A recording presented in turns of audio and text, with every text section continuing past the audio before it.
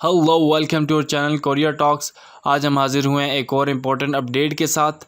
ऐसे तमाम अफराद जो यूनाइटेड स्टेट्स जाना चाहते हैं, फिर चाहे वो वर्क वीज़ा हो, टूरिस्ट वीज़ा हो या फैमिली सेटलमेंट हो, उनके लिए फ़्यूचर में ये काम करना मज़ीद आसान हो जाएगा, क्योंकि जो बाइडन इंतज़ामिया बहुत मेहनत के साथ इस बात को मुमकिन बना रही है कि वो जल्द से जल्द ऐसा न्यू इमिग्रेशन सिस्टम इंट्रोड्यूस करवाए जो कि फ़ास्ट टू ट्रैक होगा, ऑनलाइन होगा, जिसमें तमाम नेशनलिटी प्रोग्राम्स को कवर किया जाएगा, न्यू वीज़ाज़ का इजरा किया जाएगा, जिसकी वजह से न्यू इमिग्रेंट्स के लिए यूएसए जाना ज़्यादा इजी होगा और वो लोग वहां जाकर सेटल भी हो पाएंगे।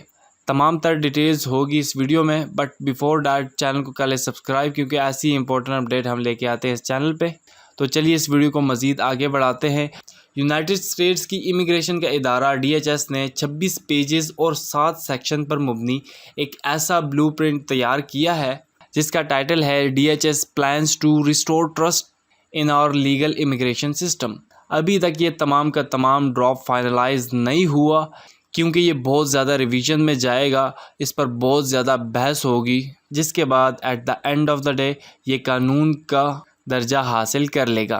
न्यूयॉर्क टाइम्स की जानिब से मुकम्मल तफसीलात शाया की गई हैं इस प्रोग्राम के बारे में, जिसके मुताबिक ये ड्राफ्ट हेल्प करेगा न्यू फॉरेनर्स को यूएसए में इंटर होने के लिए।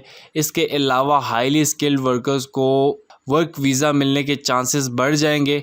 उसके साथ साथ रिफ्यूजीज़, असाइलम सीकर और फॉर्म वर्कर्स के लिए भी फास्ट ट्रैक इंट्रोड्यूस करवाया जाएगा, जिससे वीज़ा का हुसूल आसान हो जाएगा। अब यूएसए को ऐसा करने की ज़रूरत क्यों पड़ी? एक्चुअली डोनाल्ड ट्रंप ने इसका लेवल इंतहाई कम दर्जे पर कर दिया था, जिसकी वजह से 3 लाख सिटीजन्स ऐसे हैं जो कि इमिग्रेशन सर्विसेज की क्यू में मौजूद है और उनके केसेस सॉल्व होना बाकी हैं। सबसे बड़ी बात H-1B वीज़ा, जिसको कंपनीज यूज़ करती है चीप लेबर इंपोर्ट करने के लिए, उस पर भी बहुत बुरा असर पड़ा है। ये वीज़ा अमेरिका 85,000 अफराद को इशू करता था, जिसमें से 70% स्ट्रेंथ इंडियंस की होती थी। यूएसए का मशहूर यू वीज़ा, जिसके तहत ऐसे अफराद जो पुलिस के साथ बहुत ज़्यादा कोऑपरेट करते थे, जिनके पास वीज़ा नहीं होता था, उनके वीज़ा का हुसूल भी मुश्किल बना दिया गया है और प्रोसेसिंग टाइम भी 5 मंथ से 5 ईयर कर दिया गया है।